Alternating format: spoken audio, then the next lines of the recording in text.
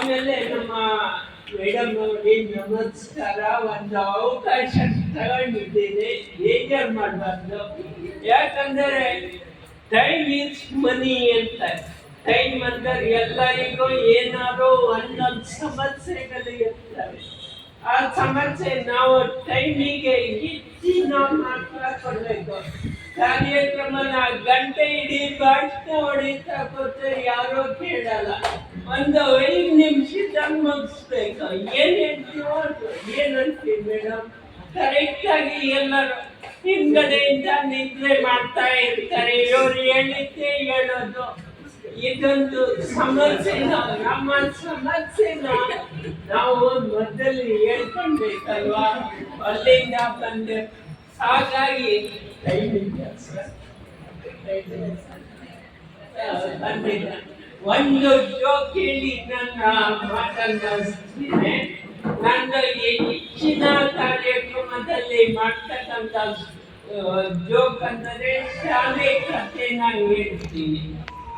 ನಮ್ಮ ಬಿಸಿ ಊಟ ಆಗತ್ತಲ್ಲ ಶಾಲೆಯಲ್ಲಿ, ನಮ್ಮ ಶಾಲೆ ಬಿಸಿ ಊಟ ಆದ ಮೇಲೆ ಎಷ್ಟೇ ಒಂದು 5 ನಿಮಿಷ ಮಲಗೋ ಅಭ್ಯಾಸ ಆಗ್ತದೆ ಶಾಲೆಯಲ್ಲಿ. ಹಂಗಿತ್ತಾರಂತೆ, ಬಾಗ್ಲಿ ನೇತಾಕ್ತಾರಂತೆ, ಟೇಬಲ್ ಇಡ್ತಾನೆ ಕೊಟ್ಕೊಂಡು ಮಲಗ್ತಾರಂತೆ. ಒಬ್ಬ ಹುಡುಗನ ಹತ್ರ ಹೇಳ್ತಾರಂತೆ, ಯಾರೋ ಬಂದರೆ ಎಪ್ಸು ಅಂತ. ಅದೇ ಟೈಮಿಗೆ ಏನಾಗತ್ತಂದ್ರೆ ನಮ್ಮ ಶಾಲೆ ಬೀವರ್ ಸಾರ್ ಬರ್ತಾರಂತೆ. ಬೀವರ್ ಸಾರ್ ಬಂದ ತಕ್ಷಣ ಮೇಷ್ಟ್ರು ಮಲಗಿದ್ದಾರೆ, ಟೇಬಲ್ ತಲೆ ಕೊಟ್ಕೊಂಡು. ಹುಡುಗ ಎದ್ದು ಬರ್ತಾನಂತೆ, ಸಾರ್ ಯಾರೋ ಬಂದ್ರು ಎದ್ದೇಳಿ ಅಂತ. ಮೇಷ್ಟ್ರು ಮೈಯೆಲ್ಲ ನೀರಿಲ್ಲ. ಮೇಷ್ಟ್ರು ಒಂದೇ ಸತಿ ಹೇಳ್ತಾರೆ, ಮಕ್ಕಳೇ ಇದೋ ಕೈ, ಇದೋ ಕಾಲು, ಇದು ಹೊಟ್ಟೆ, ಇದು ಹೃದಯ ಎಂತಾರಂತೆ. ಬೀವ master, very good master, very good. Karnataka ರಾಜ್ಯದಲ್ಲಿ ನಿಮ್ಮ ಬಟ್ಟೆ ಬಿಚ್ಚಿ ಪಾಠ ಮಾಡೋದು.